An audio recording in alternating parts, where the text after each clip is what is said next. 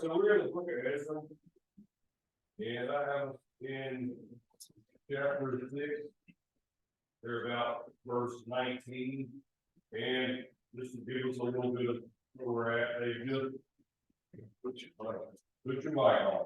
Is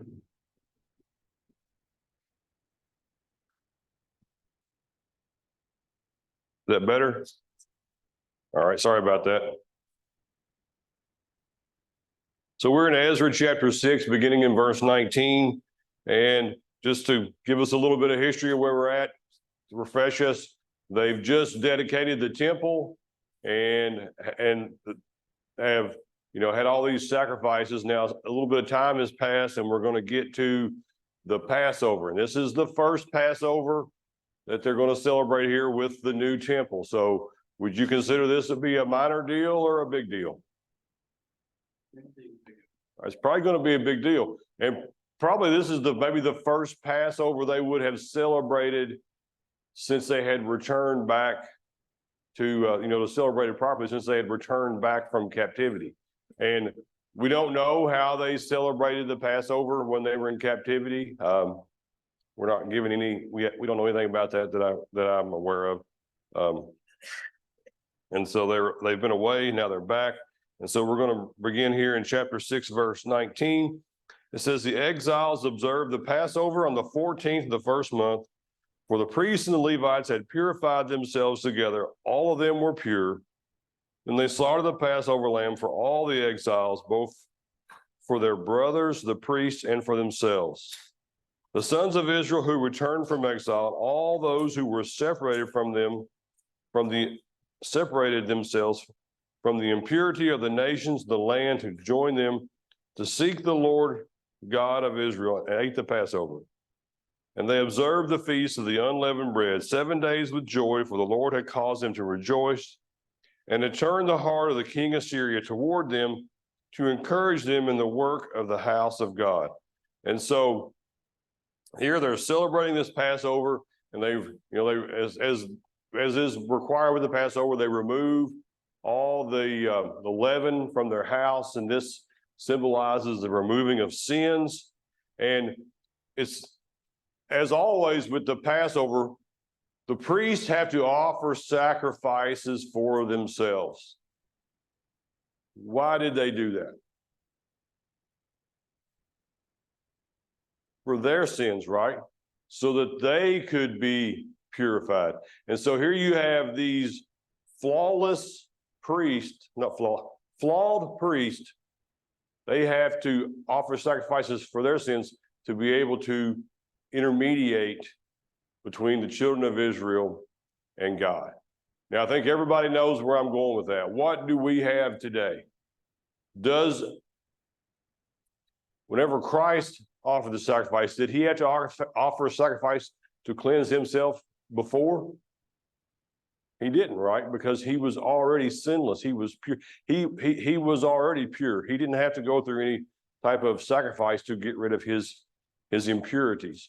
And so we can see that, if we look, to our situation, we have this greater intermediary, Christ, than they had. And so just a kind of a point that I wanted to make, from, that observation. Anybody have any other thoughts or comments on that?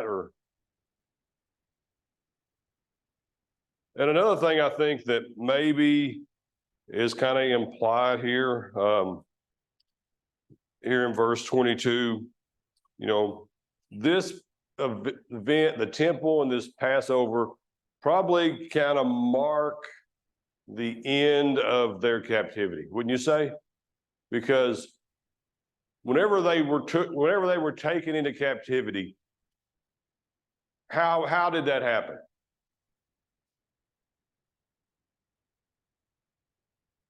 We know that was done through God, but God raised up what to be opposed to Israel? Babylon, other nations, right? Kings to come in, because remember he had promised them that back in the very beginning when he gave them the law, that he would raise up other nations. And so these other nations come in and they carry them away. What are the other nations doing now? What does it say here in verse 22?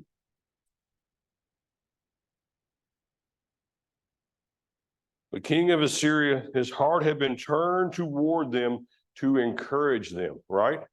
And how did that happen? Did king of Assyria just wake up and say, you know, I kind of like these Israelites. I think I'll help them out. Was it on King Assyria, the king of Assyria, was it on his initiative, you think? It wasn't. What does it say here in verse 22? Who had caused the heart of the king of Assyria to turn towards the children of Israel? The Lord, all right? So the point I think we're making is in order for the captivity to begin, God raised up the nations. They carried out God's will. When the captivity ended, God changed the hearts of those nations. So did it have anything to do with the children of Israel's power or ability? With their ability to go and lobby the king? Did that have anything to do with it? It was the power of God, and this being God's plan. And I think that we can see throughout all the Bible that no matter what men decide to do, that God's plan, he uses them to fulfill his plan. And so that's just another point or another thought that I had from the end of this passage. So what should that tell us to do? Where should we be in God's plan? It's going to happen regardless if we participate in it or not, right? And wouldn't it be better for us to be participating in that and be part of that than to be opposed to it? Any thoughts or questions on this last little part here of chapter 6? You are very questioning this morning, huh? All right, let's go ahead and jump into chapter 7. So I read somewhere that there's a 56-year gap. It's just not, that leaps from the end of 6 to the beginning of 7. And so now we're going to go into Ezra's involvement in this rebuilding Jerusalem. And it's interesting that, you know, the author of the book Ezra here he's not even there until chapter 7. And so I just think that's interesting. That's Ezra, and he shows up here at the end. And so let's go ahead and look at chapter 7, and I'm going to read verses 1 through 10. Now, after these things, in the reign of Artaxerxes, king of Persia, there went up Ezra, son of Sarai, son of Azariah, son of Hilkiah, son of Shalom, son of Zadok, son of Ahitub, son of Amariah, son of Azariah, son of Meroeth, son of Zerahiah, son of Uzi, son of Buki, son of Abishua, son of Phinehas, son of Eleazar, and son of Aaron, the chief priest.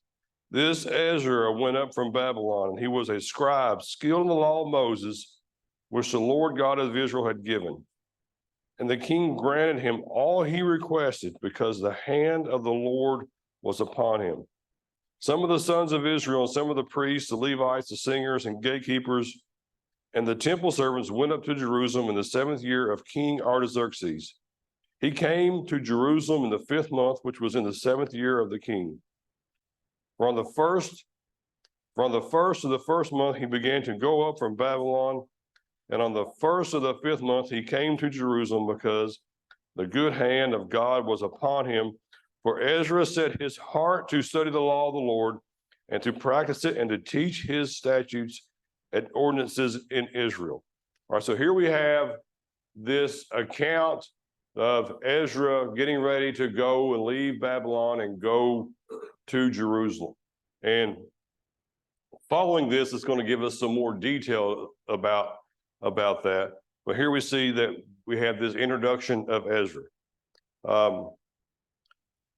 And there are kind of 6 qualifications that are given for Ezra, you know, being, having the authority to do this. And the first one I think is in the first chapter. And as I read so painfully through those words, that's his ancestry, right? So he, as all Jews, he goes back and shows his ancestry. And so that would give, his right or his authority to the Jewish people, because they all had to prove their ancestry. The second qualification, I think, is down in verse 6. It says, this Ezra went up from Babylon. He was a scribe, skilled in the law of Moses. So if you're going to have somebody come and be the leader of God's people, what would you want them to be skilled at? The law, right? You would want them to understand, because you're going back to reestablish temple worship. So you need somebody that's skilled in that, right? So if you just send a bunch of guys down there to, start offering sacrifices and they don't know the law, you're going to end up with just pure chaos, and it's not going to be pleasing to God. Another thing I think that gives him this authority, and it's not through the eyes of Israel, maybe, but the king gave him some authority, right? Here in verse 6, the king approved him to go. So now he's not this, just a rogue guy, a rebel, but he is given authority by the government there. So the king is also. And we see that why did this happen in verse 6? Because the hand of the Lord was upon him. So I think all these are starting to reveal some qualifications or give him some credibility maybe among the children of Israel. He's skilled in the law of Moses. The king is sinning. God's hand is with him. If you have somebody coming back to help reestablish the worship, do you want God's hand with them? Absolutely do, because we look back throughout Israel's history, the leaders that God's hand was with, they were already pleasing to God, and he blessed them, right? I mean, go back and look at David's kingdom. Why was David so successful? Because he was shrewd and he had it all figured out. What about Solomon? Why was he so successful? Because God was with him. And so I think it's critical to see that. And also here in verse 10, it says, for Ezra had set his heart to study the law of the Lord and to practice it and to teach his statutes and ordinances in Israel. And so I think, to me, this is another qualification. His heart, his desire was to do that. Whenever we have our heart set to do something, that means we're motivated to do that, right? We want to do it. And there are basically three things here that says that his heart was set to do. His heart was set to study the law, to practice it, and to teach it. Now, I want to think about that as, here he is, he's the leader. Compare that to the Sadducees and the Pharisees. Did a lot of those guys spend a lot of time studying the law? They did, right? They were consumed with it. And I don't know, I'm sure they were all motivated by different things. Some of them were probably good. So they had their heart was in the right place. Some of them probably their heart was in the wrong place. So those people, they studied it. Did they practice it? I mean, it's one thing to know the law, but did they practice it? Because it often talks about, remember I talked about how they would kind of come up with creative ways not to take care of their parents and to keep that money back, said it was what, given to God or something.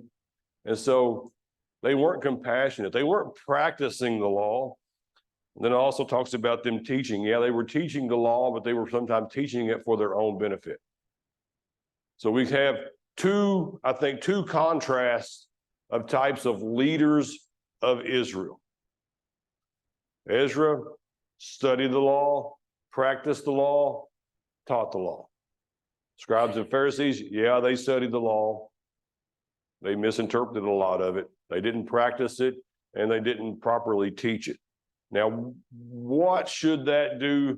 Let's think about that today in the terms of the church today. Does the church today need leaders? Does the church today need evangelists or elders? It does, doesn't it? And let's think about this. So let's make the comparison to how Ezra was to what we need to do, and not just leaders, but everybody in God's body. So let's look at first, he studied the law. And that's, understanding the scriptures, reading the scriptures, coming to Bible class. That's studying the God's law, right? What God expects from us, understanding how God is. And so, but have we ever seen, so then we go from studying the law to putting it into practice. That's whenever you understand how to do something, and then you start doing it. You compare that to maybe medical school, right? You go to school and you learn anatomy and all the other stuff that I know nothing about in medical school. And you come out the first day, they say, all right, here's your instruments, go do it, right? That's not how it works. They teach you how to practice it, how to do it. And if you don't do the things that you learned, if they say you give this medicine whenever this happens in medical school, when you got in practice, you're like, well, I'm not doing that. That's worthless, right? And have we all maybe known a Christian or a preacher that studied the law and knew things inside and out and was like, treated it like, it was a book club, but when you look at their life, you didn't see them practicing it. And when you see that, it's obvious, I think, whenever you see somebody that they're not putting that to use, they're not practicing it. And if I am a super good student of the law and you don't see me practicing it or doing it, and I come up here and I try to teach, or anybody, not just me, but anybody tries to teach somebody else, what are they going to say? We've all heard it, right? What's that? Practice what you preach. That's something you've heard. They're going to say, well, that person's a hypocrite, right? Yeah, he knows the Bible inside and out, and it hasn't affected his life, hasn't changed him, so why am I going to change? And so I think as Christians, we need to look at Ezra and see, he is this example. Now, he's not the perfect example. We know that Christ was the perfect example, but here's Ezra. We need to let him be that example to us. We need to study the law, practice it, and teach it to others. It's three very, very simple things that I think this gives Ezra probably his greatest qualification. It stated to the very end, right? I mean, isn't that the person that you want leading the children of Israel? And so just some thoughts I had on that. Any thoughts or comments on that? All right, let's we're going to look at this next section here, and this is the king's decree on the behalf of Ezra. And so we've got this introduction, and in this first 10 verses, Ezra decides to go, tells us the qualifications, and then it says, he got there. Well, now we're going to find out some details, I think, about how that happened. And so the first, they're going to start out with the king's decree. And I'll just start out reading 11 through 16. It says, now this is the copy of the decree which King Artaxerxes gave to Ezra the priest, the scribe. I learned in the words of the commandments of the Lord and his statutes to Israel. Artaxerxes, king of kings, to Ezra the priest, the scribe of the law of God of heaven. Perfect peace and now. I have issued a decree that any of the people of Israel and their priests and the Levites in my kingdom who are willing to go to Jerusalem may go with you. For as much as you are sent by the king and his 7 counselors to inquire concerning Judah and Jerusalem, according to the law of your God, which is in your hand, and to bring silver and gold, which the king and his counselors have freely offered to the God of Israel, whose dwelling is in Jerusalem. With all the silver and gold, which you find in the whole province of Babylon, along with all the free will offering of the people and of the priests who offered willingly for the house of their God, which is in Jerusalem.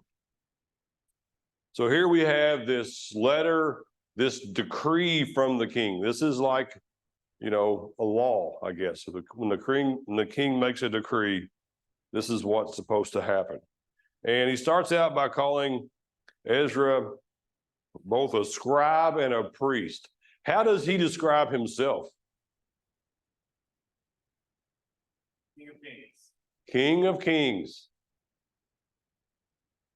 Maybe he was the king of some kings. All right. There were probably some minor kings of the kingdoms that they controlled. They still allowed them to be kings. It's, to me, that phrase, we all know who the true King of Kings is, right? And that would be Christ. But so I think that's very interesting that he would place himself there, and it's recorded that way, being the King of Kings. And in verses 13 through 14, he gives Ezra the authority to take how many people with him? As many people as want to go, right? And so that's a pretty big deal for this king. Anybody that wants to go back with you, they can go, because these people are technically they're in bondage, right? They're slaves. It's not like they have the not the Constitution, but the Bill of Rights. They can say, this is our rights. We can, freely go, and we have pursuit of happiness. They don't have that. So the king says, as many of them as want to go, they can go. And they're also able to go through the land and try to get what they call free will offerings. They're able to go and try to solicit, I think, businesses and individuals for gold so that they can have this to take back. And so they're able to go throughout all Jerusalem or Babylon and try to solicit, people for this. And also the king freely gave them gold. And so that's a pretty big deal. And all this was done because God had his hand in this. All right, now let's read 17 down through about 20. With this money, therefore, you shall diligently buy bulls, rams, and lambs with their grain offerings and their drink offerings, and offer them on the altar of the house of your God, which is in Jerusalem. Whatever seems good to you and your brothers to do with the rest of the silver and gold, you may do according to the will of your God.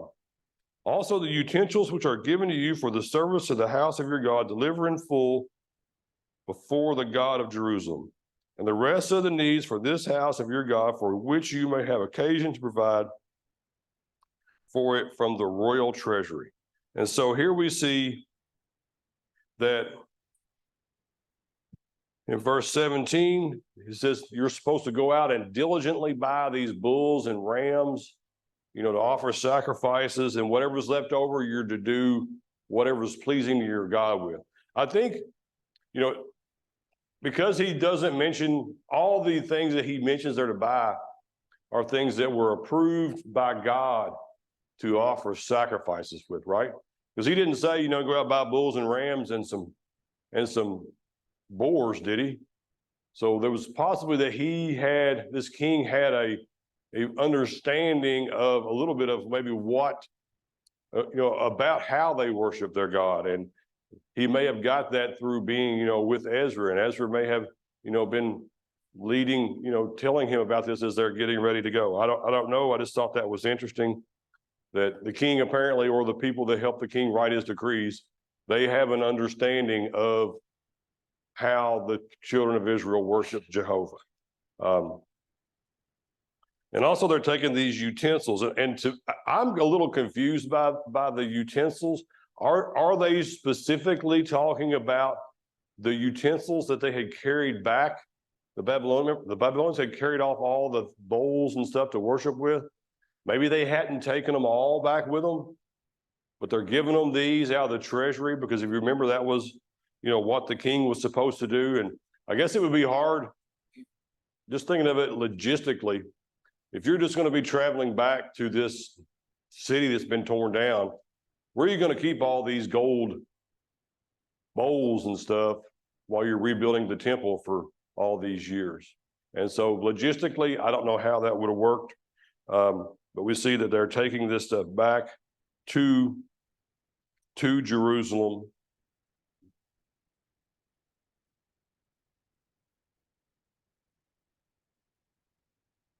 All right, let's go ahead and read verses 21 through 24. It says, even I, King Artaxerxes, issue a decree to all the treasurers who are in the provinces beyond the river, that whatever Ezra the priest, the scribe, the law of God of heaven may require of you, it shall be done diligently. Even up to 100 talents of silver, 100 cores of wheat, 100 baths of wine, 100 baths of oil, and salt as needed. Whatever is commanded by the God of heaven, let it be done with zeal for the house of God of heaven, so that there will be no wrath against the kingdom of the king and his sons. We also inform you that it is not allowed to impose tax, tribute, or toll on any of the priests, Levites, singers, doorkeepers, Nethinim, or servants of the house of God. So the king authorizes the treasurers who are beyond the river, or I think he requires them to give whatever ever asked for up to this certain amount. And so that's a pretty powerful gift that the king would have given to Ezra and to the Israelites. And so also he wants them to go back and to set up this, stuff. And why does he do this? Why the king just doing this out of his good nature?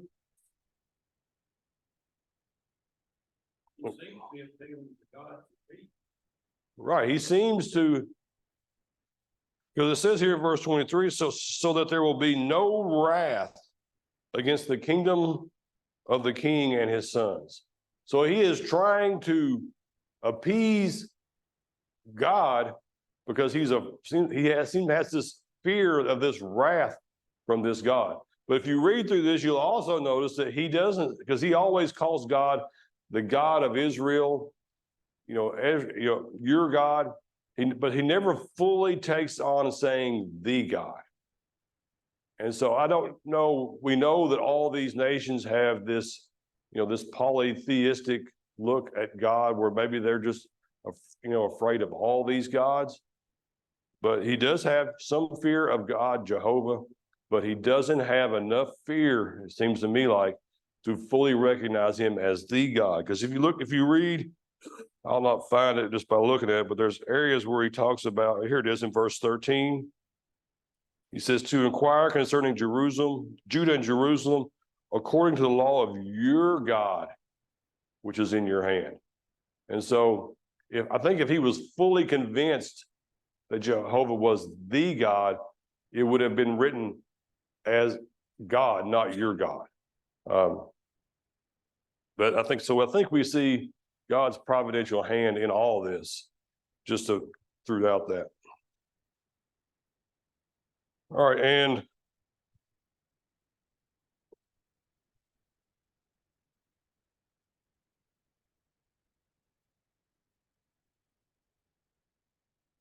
let's look over here, and I've just turned 2 pages. No wonder that didn't make sense.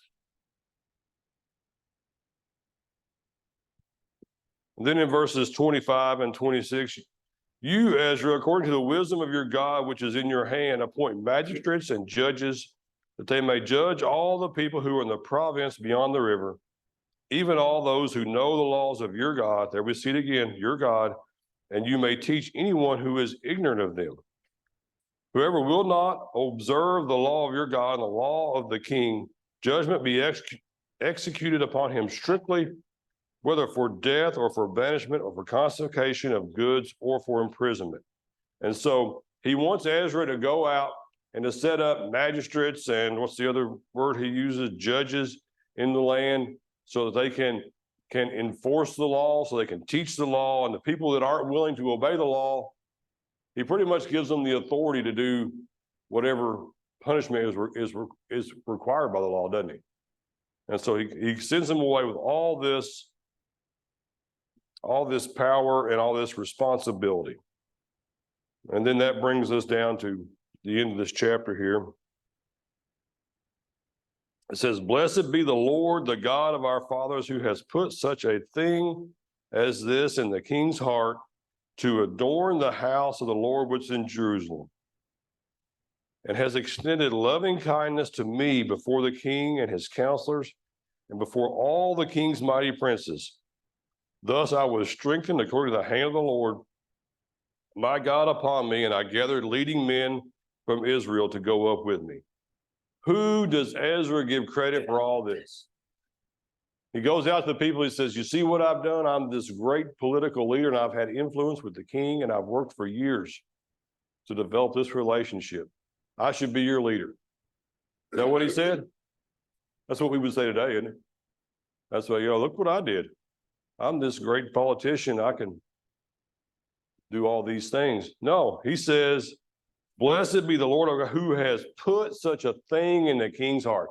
He said, God put it in the king's heart. And God showed his loving kindness to him and to Ezra. And whenever that happened, what did that do to Ezra?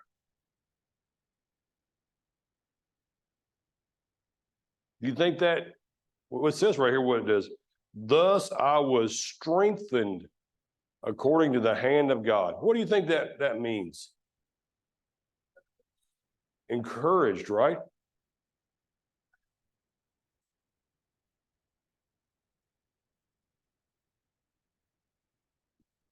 All right. I think it's interesting. I thought about that. Mary said not powerful, because when you think about somebody being strong, you think about being powerful, right? If you have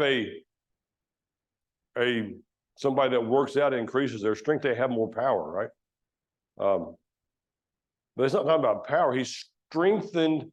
I think it's strengthened his faith in God. That's going to make him be more diligent, because he sees this coming to fruition, because God has caused all these things to happen. And all this is happening right, there in front of him. But how should we be whenever we see what God has done? The same, right? We should be encouraged. We should be strengthened.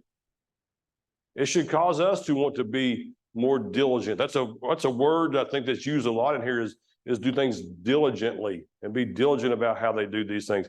So if Ezra was strengthened by what he saw God did, we've seen God do, we haven't seen it, but we know about it, do a whole lot more than this, right?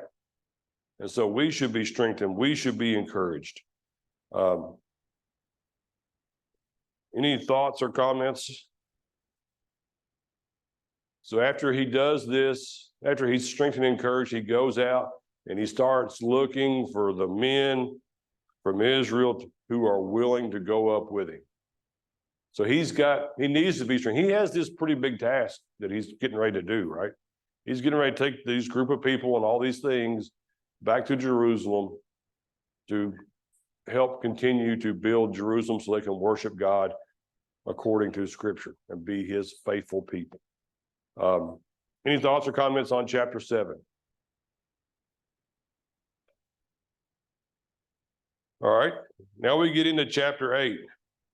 We'll read chapter 8 and verse 1. It says, "Now these are the heads of their fathers' households and the genealogical enrollment of those who went up with me from Babylon in the reign of King Artaxerxes." And now there's this, and I'm not even going to attempt to read all this, but there's all these families, and it starts out by listening, the heads of the households and stuff. And so all these males, and I'm sure there are things that we can learn from studying this genealogy, but I am not prepared to talk about how that That's why I'm not going to skip over it, but we're not going to go through it. But I wonder, there's about 1,500 people according to this. And I don't know if these are exact numbers because it seems, I think these may be like some estimations because a lot of the numbers that are mentioned here, they kind of, not all of them, but a lot of them end with zero, like 200 males, 150 males. There's one here that's 80, but there's also one that's 28. I don't know if this is an exact accounting, but it kind of gives us a rough idea of how many males were going up there with them.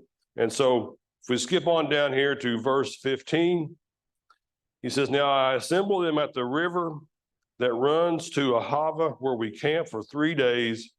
And when I observed the people and the priest, and I did not find any Levites there.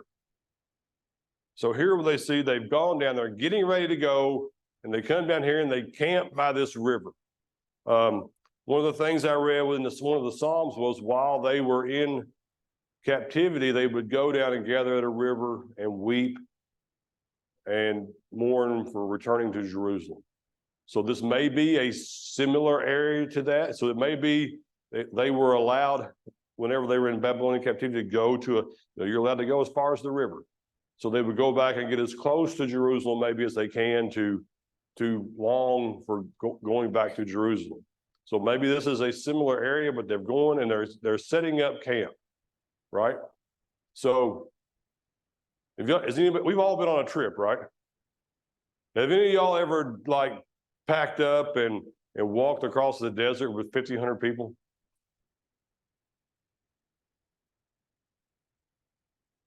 Yeah. I've never, I walked across some sand one time in a place in North Carolina that I thought was a desert. I think I was ever going to get to the end of it. It wasn't that long. But so here, this is going to take a little preparation, right? So we got to get organized. So everybody's coming down here to the same spot, and the word's going out. Everybody that wants to go back to Jerusalem, come with us, meet us at this certain place at the river. We don't know exactly where it was. And so they're getting down there, and what are they going to do whenever they? I mean, picture yourself being there, and you're Ezra. You're saying, "Hey, look, there's Philip and Judy. They're coming with us, and there's Jeff, and there's the ushers. They're coming, and Eddie's coming." So you're kind of taking roll, right? I hope so and so's coming. And what do they find out when you get down there? He says, for 3 days, and when I observed the people and the priests, I did not find any Levites there. So they get looking around, there's no Levites. And so he says that he's going to see. So I sent Eliezer, Ariel, Shemaiah, and these other fellas. I sent them to Iddo, the leading man at the place of Casiphia, and I told them what to say to Iddo and his brothers, the temple service of the place of Casiphia, that is to bring ministers to us for the house of God. According to the good hand of our God upon us, they brought us a man of insight, the son of Mahil, the son of Levi, the son of Israel, namely Shurba, his sons and brothers, 18 men, and Hashabah and Jesha, and the sons of Merah were with his brothers, the sons and their sons, 20 men, and 220 of the temple servants whom David and the princes had given for the service of the Levites, all of them designated by name. So he sends these guys over to this city, and we don't know where this city was, as far as I know. And apparently, I guess when they got carried into captivity, a lot of the Levites were put here. And so we see that they're taken there. And so they go and they get those guys, and now those guys come back with them. All that to me is a little confusing, how there wouldn't have been any if this went, throughout the land. Maybe they didn't get told. It's just I don't know if I fully understand the logistics of all this and how this is going down, but we see that. So those guys, they come back, and they're going to now go with them. And one of the things I read was that some of these people are mentioned in this, verse 8, all that genealogy stuff that I didn't read. Some of those, they think some of these people are mentioned in that. So that would have been an account maybe right before they left, after they'd already gathered these other Levites in with them. Any thoughts or comments on that? Anything I may have left out? All right, let's look at verses 21 through 23 then.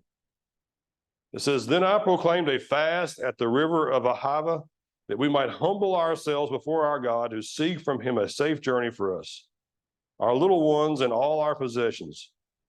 For I was ashamed to request from the king troops and horsemen to protect us from the enemy on the way, because we had said to the king, the hand of our God is favorably disposed to all those who seek him, but his power and his anger are against all those who forsake him. So we fasted and sought our God according to this matter, and he listened to our entreaty." So what's the first thing that they do as a mark of their humility? Is they're going to fast, and they're going to be, praying to God. Because I guess maybe, so they're going to be humble. Why? Because they deserved as a nation to be carried off, right? And now God is going to do what? He's going to restore them and take them back to Jerusalem. And so I guess they're showing their humility. They're showing, I guess, that they don't deserve to get to go back, really. They want to go back. And so they're fasting and they're praying and they're petitioning God and being, I think involved in this is probably thankfulness. And what does it say that Ezra's afraid to ask the king? All right. So you got this, he's afraid to ask the king for protection from, like people that would come out and raid them as they travel. I'm sure this was a very, a land filled with outlaws, if we would call them today, and, little minor, little militias or whatever that could come and rob large groups of people. But he doesn't want to ask the king because he's already told the king that God is able to protect them. And so he's not going to ask for this, but they're going to pray. And so, in a way, this is just a question for you. Is Ezra tempting God to say, you have to protect us? We're not going to ask for this, Dad? I think Ezra is doing the very opposite that the kings of Israel did. When the prophets came to the kings of Israel and Judah, it would say, trust God, don't call for Egypt to help you. And so, and God will protect you. Ezra is understanding that. He's saying, I can't call for this king to protect me. If I have faith in God, I'll have to trust him and leave it at that. And that's what he's doing here. He's not tempting God. He's truly living by his faith in God. I'm going to trust God to protect us, so God wants us to go back. All right, that's a good point. And if you remember, Dad brought up the other kings throughout Israel's past. They weren't supposed to make alliances with these kings for like political things. Remember, that's what the northern tribe, they started doing, and it never worked out for them. They were supposed to trust in God, not their alliance with their neighbors. And so I want to think about it like this. They are inside this kingdom of Babylon, right? Once they cross over that river, I don't know, symbolically or geographically, maybe not, they are now not inside that kingdom anymore. They are in God's kingdom. They're not to be making alliances for their protection. Even though they're getting this permission to go from God, I think that it's the idea that Ezra sees that he's not depending on other nations' military power to protect him. Now, I also see that he does not he's not super, he's a little bit scared of this, right? He's a little bit intimidated, but yet he has the faith to do it. But they go ahead and they petition God. And then it says here in verse, let's see, where was that?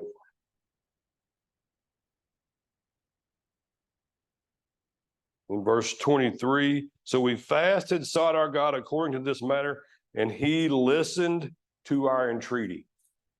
Now, did God send them some kind of prophecy that said he listened? I don't know, but they went ahead and left, and we see that they are going to be successful, and God's going to be able to protect them. All right. One of the reasons that I think that they're kind of concerned here is that they're about to depart with what? Gold. Do you think anybody knows that? You think maybe the word's getting around in the community? Because I don't know how to do all this math on all these old units of measure, but one of the things I read is that they had approximately 30 tons of gold. Now, have y'all ever watched gold? Was it the gold miner shows on TV? And they weigh out a little bit of gold and they say that's worth $30,000. These guys have got 30 tons of it. That's a lot, right? I don't know if I'd want to, they're going to carry that across the desert. Maybe they got some carts and stuff, but would it be, if somebody was going to transport 30 tons of gold down I-75, what do you think they'd have? A couple of sheriffs, one in the back, one in the front? They would be, even today, in today's society, they would be, a lot of, protection for those people. These people are going to depend on God as they transport themselves and all this gold across, back to Jerusalem. We have 1 minute left. Is that right? All right, I'll go ahead and stop right there, and we'll begin back in verse 24 on next week.